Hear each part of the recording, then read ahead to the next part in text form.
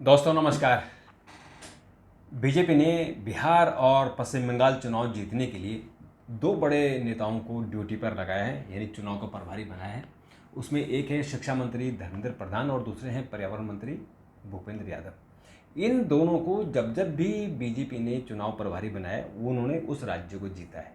अब एग्जाम्पल देख लीजिए एक से।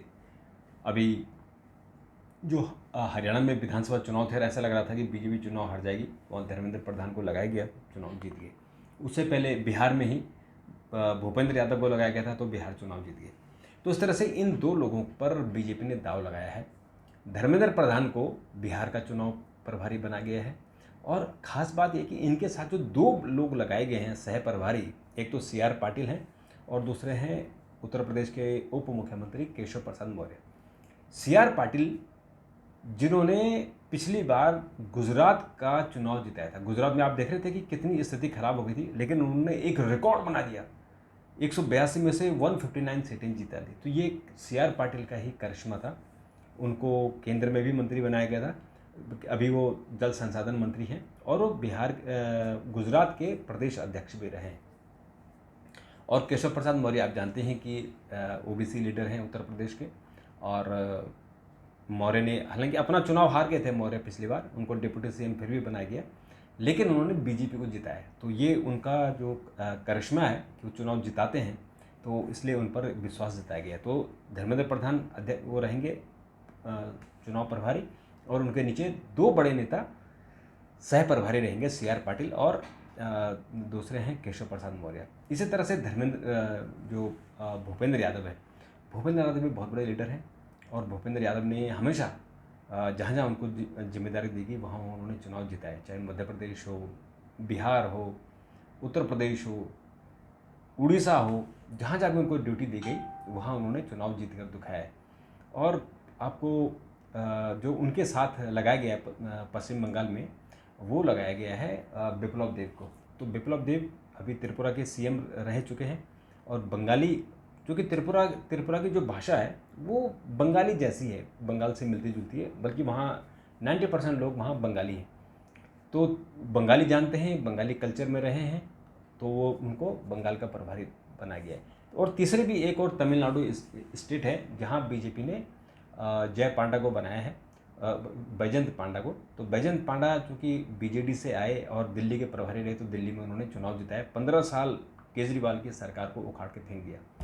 उनके साथ मुरलीधर मोहुल हैं जो उनको सह प्रभारी बनाया गया।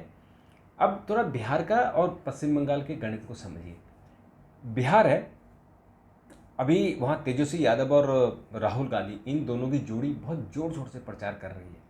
और नीतीश कुमार चूँकि बुजुर्ग हो गए हैं और उन पर आरोप लगा रहे हैं कि वो भूल जाते हैं और तमाम उनकी जो कमियां हैं, और ये भी बता रहे हैं कि इस बार बीजेपी नीतीश कुमार को सीएम नहीं बनाएगी। तो बीजेपी के सामने एक संकट है कि वो अभी अपना कैंडिडेट यानी सीएम का कैंडिडेट भी घोषित नहीं कर सकती है और नीतीश कुमार को नाराज़ भी नहीं कर सकती। और नीतीश कुमार भी चाहते हैं कि इस बार अब जो अगले चुनाव जीतेंगे तो वो बीजेपी का ही सीएम बनाए। इस जो एक गणित चल रहा है, एक जो परिस्थितियाँ चल रही हैं, राजनीतिक उठापटक चल रही है, उस हिसाब से वहाँ पर ऐसा लगता है कि चुनाव जीतने के लिए बीजेपी ने जितनी ताकत हो सकती है उतनी झोंक दी। अभी देखिए, प्रधानमंत्री बिहार गए थे, लगातार बिहार जा रहे हैं, अभी भी गए थे। कैबिनेट में बिहार को लेकर डिसीजन हुए, लगातार हर हफ्ते बिहार को कुछ ना कुछ मिल रहा है, चाहे सड़क मिल रही है, रोड मिल रही है, रेलवे मिल रही है, चाहे एयरपोर्ट मिल रहा है, चाहे यूनिवर्सिटी मिल रही है, तो कुछ ना कुछ मिल रहा है। और उससे एक जो छवि है प्रधानमंत्री की कि एक विकास पुरुष हैं और जहाँ जाते हैं विकास करते हैं, विकास की योजनाओं का अनाउंसमेंट करते हैं, तो उसका बिहार की जनता पर क्या असर दिखेगा, उसका जो लिटमस टेस्ट होता है वो चुनाव होता है। तो बिहार के चुनाव की घोषणा छठ के तुरंत बाद होगी, क्योंकि अक्टूबर में दिवाली है और दिवाली के तुरंत बाद 6 दिन के बाद छठ होती है। और ये बिहार का बहुत बड़ा त्यौहार होता है। और जितने बिहार के जन हैं, चाहे वो दिल्ली में हैं, दिल्ली से बाहर है, किसी भी स्टेट में हैं, वो अपने घर जरूर जाते हैं। और ये पहला ऐसा त्यौहार है जो ढलते सूर्य को अर्घ्य दिया जाता है और पूजा की जाती है। तो इसका बिहार का बहुत बड़ा ये पर्व है। और इस पर्व के बारे में मैंने एक वीडियो बनाया था, अगर आप चाहें तो देख सकते हैं कि ये त्यौहार कैसे शुरू हुआ, ये माता सीता ने शुरू किया था। सूर्य मंदिर है बिहार में ही, वहाँ से इसकी शुरुआत हुई थी। एक अच्छा मैंने डेडिकेटेड वीडियो डाला, तो उसको आप देख सकते हैं। और नीतीश कुमार तो अपने साथी हैं, लेकिन वहाँ जो तेजस्वी यादव हैं, जो चिराग पासवान है, वो भी थोड़ा सा दाएं बाएं कर रहे हैं, और जो जीतन राम मांझी हैं वो भी दाएं बाएं कर रहे हैं। तो एनडीए को इनको संभालना एक चुनौती है। और उधर जो तेजस्वी यादव हैं, राहुल गांधी, वो अटैक कर रहे हैं। तो इसलिए ये सबसे बड़ा अभी मुश्किल हो जाता है कि अपने कुनबे को जोड़ना। जो टिकट आवंटन होगा उसमें कोई नाराज़ ना हो। और चिराग पासवान चाहते हैं कि उनको मुख्यमंत्री पद का दावेदार बना जाए। हालांकि मुश्किल है, बीजेपी नहीं बनाएगी, पर वो कोशिश कर रहे हैं कि नीतीश कुमार की जगह वो ले लें, क्योंकि एनडीए के पास ही सीएम रहा है। तो जब नीतीश कुमार नहीं रहेंगे तो उनको बना दिया जाए, वो कोशिश कर रहे हैं। हालांकि ऐसा होगा नहीं, सीएम तो बीजेपी का ही होगा। बंगाल में ममता बनर्जी को हराना उतनी ही बड़ी टेढ़ी खीर है। वो भी 15 साल हो गए उनको लगातार सीएम बने हुए, तो उनके सामने भी अब है कि उनको कैसे हटाया जाए। बीजेपी ने पिछली बार बड़ी ताकत लगाई थी, लोकसभा में बड़ा अच्छा उनको वोट मिला था, लेकिन विधानसभा में उतनी अच्छी सीटें नहीं मिली।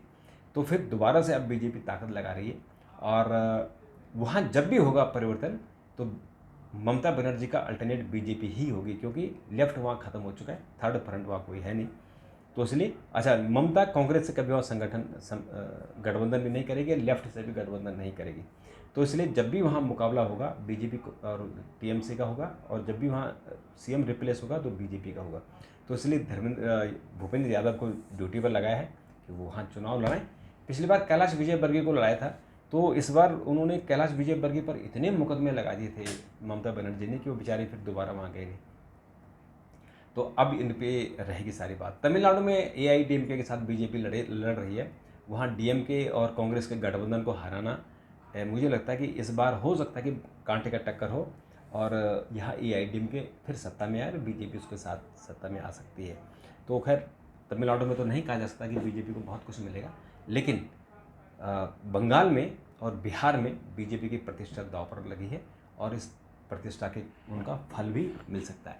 तो मित्रों, जैसे इसके अनाउंसमेंट होगा मैं आगे भी बात करूंगा, और अभी के लिए इतना। चैनल को अगर आपने सब्सक्राइब नहीं किया तो तुरंत कर दीजिए, शेयर कीजिए, लाइक कीजिए, और चैनल को आगे बढ़ाइए। आपका बहुत बहुत शुक्रिया, धन्यवाद।